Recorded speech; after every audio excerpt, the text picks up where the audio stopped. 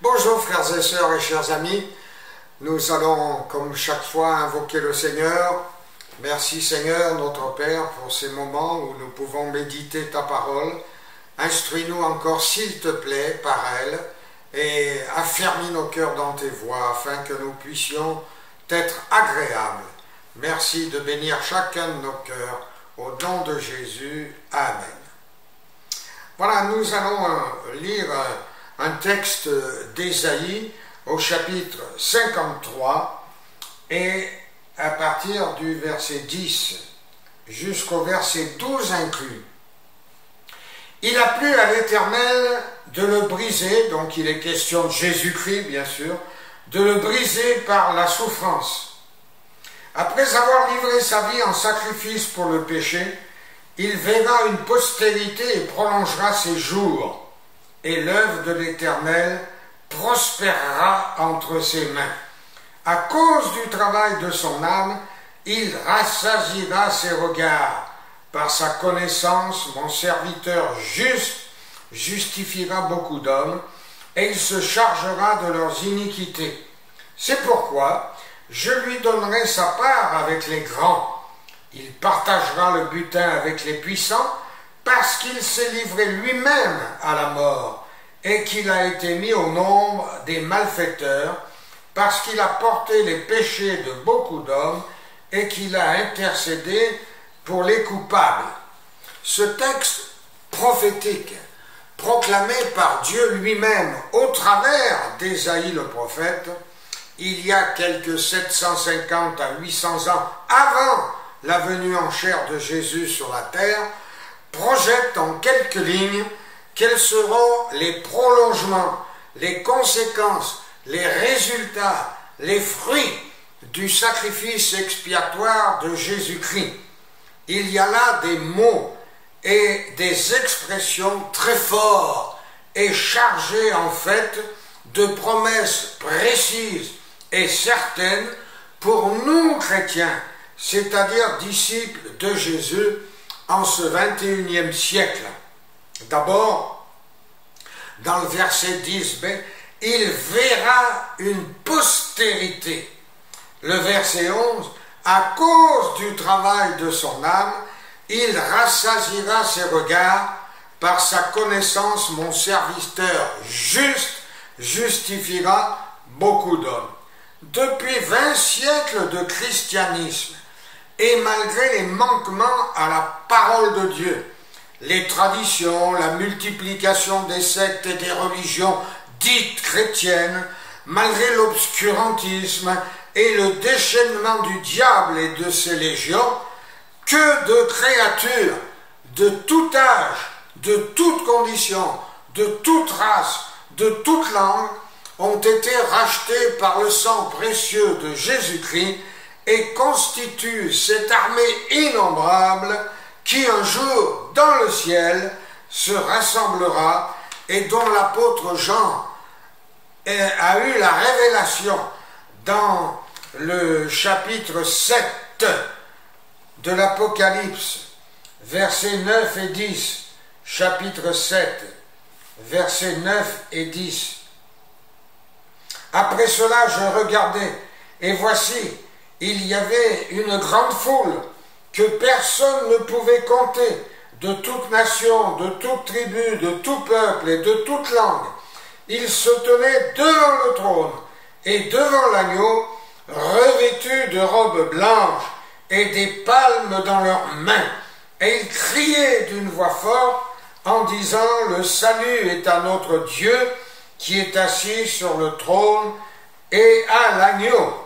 Et puis dans Apocalypse toujours, au chapitre 19, le verset 1 et le verset 6. Alors, après cela, j'entendis dans le ciel comme une voix forte d'une foule nombreuse qui disait « Alléluia ! Le salut, la gloire et la puissance sont à notre Dieu, parce que ses jugements sont véritables et justes. » Et puis le verset 6, « Et j'entendis comme une voix d'une foule nombreuse, comme un bruit de grosses eaux et comme un bruit de fortes nerfs, disant « Alléluia », car le Seigneur notre Dieu Tout-Puissant est entré dans son règne. Amen. Ça n'a rien à voir avec le petit troupeau dont Jésus nous parlait pendant qu'il était sur la terre. Voilà. Alors, il ne faut pas avoir seulement la vision de notre église locale, qui comporte peut-être 250 ou 300 membres, ou suivant les églises, 100 membres, 50 membres, mais il faut ouvrir nos cœurs et nos regards vers l'universalité de l'église de Jésus-Christ, et non seulement dans les années difficiles que nous traversons actuellement, mais au travers tous les siècles et sous tous les cieux. Si nous avons ce regard, notre tonus, notre dynamisme spirituel s'en trouvera indiscutablement accru et fortifié, et le diable ne pourra pas le tailler en pièces. C'est Jésus-Christ seul qui sauve. Nous le savons. Mais, il a décidé dans sa sagesse infinie et incompréhensible de faire de nous ses collaborateurs, ses envoyés, ses témoins.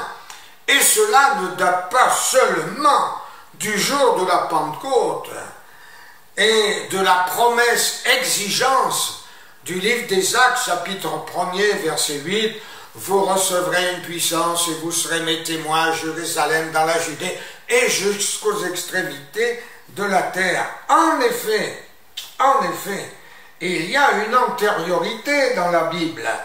Dans le livre d'Ésaïe, le prophète, au chapitre 43 et au verset 10, Dieu dit « Vous êtes mes témoins, dit l'Éternel, vous et mon serviteur que j'ai choisi. » Ça, c'est une équipe qui gagne.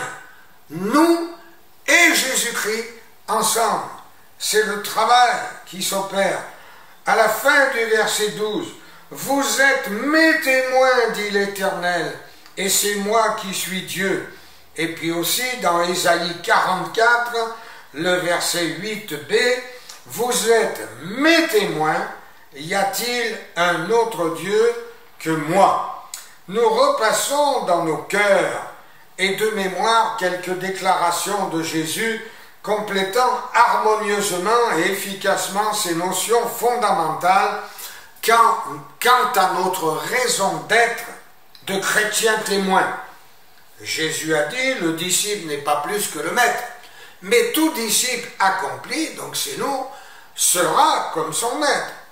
Allez, faites de toutes les nations des disciples. Portez de l'eau à ceux qui ont soif. Sauvez-en d'autres en les arrachant du feu, dit Jude. Vous savez tous que la plus noble fonction de la femme, c'est de procréer, c'est-à-dire de donner la vie physique à des créatures qui vont perpétuer l'espèce humaine. Bien sûr, cela à cause des lois fondamentales de la vie et de la reproduction créées par Dieu lui-même. Ce n'est pas le fait du hasard. Sur le plan spirituel, l'Église de Jésus-Christ, qui est son épouse, doit aussi, avec lui et par lui, enfanter, engendrer des âmes à la vie de Dieu, à la vie véritable, qui n'est plus seulement la vie physique, mais la vie éternelle. Et je rappelle pour mémoire que la vie éternelle, c'est que les hommes te connaissent, toi le seul vrai Dieu, et celui que tu as envoyé, Jésus-Christ. Il y a là deux aspects, à mon avis, à cet enfantement spirituel de l'Église locale. Premièrement, l'enfantement de l'ensemble des âmes, hommes, femmes, jeunes gens, jeunes filles, vieillards, qui vont constituer l'ensemble des brebis, des disciples, des témoins de Christ, et qui forment l'Église ou corps de Christ. Et chaque Église locale, dans un certain territoire géographique, qui n'est cependant pas déterminé ou délimité par les villes ou les départements, mais dans un contexte et un environnement humain, social, professionnel, de voisinage, circonstanciel aussi. Donc chaque église locale doit impérativement gagner des âmes, engendrer des âmes à la vie d'en haut à cause des ordres formels du Christ et de la mission précise qu'elle a reçue de son Sauveur et époux, mais qui est aussi son chef et maître, donc à qui elle doit obéir. Je sais que vous savez tout cela. Je sais que c'est difficile. Je sais tous les arguments que certains chrétiens s'empressent d'avancer pour essayer de prouver que si l'Église actuelle n'engendre pas beaucoup d'âmes, ça n'est pas de leur faute à eux. Mais que savons-nous que Dieu le sache déjà?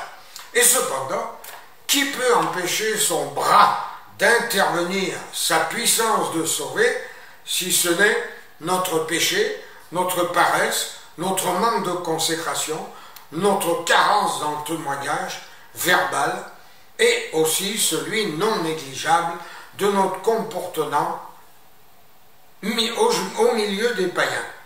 Il est certain et prophétique pour nos jours que la parole prononcée par le roi Ézéchias il y a quelques 2800 ans et qui nous est rapportée dans Ésaïe chapitre 37 verset 3 est tout à fait actuelle. Ésaïe 37 verset 3.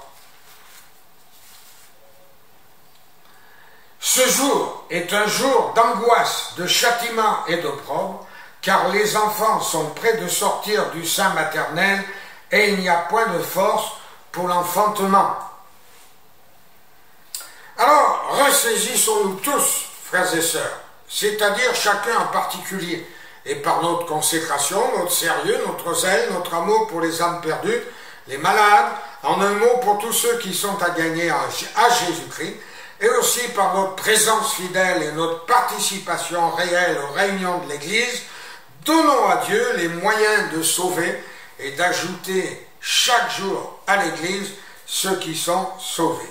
Le deuxième aspect de l'enfantement spirituel de l'Église locale, ce sont les ministères qu'elle doit susciter de son sein, engendrer, favoriser, aider, entourer. Tous les chrétiens connaissent par cœur la liste des ministères décrits en Éphésiens 4:11 et leur but, la raison d'être de ce ministère. Mais qui connaît le verset 8?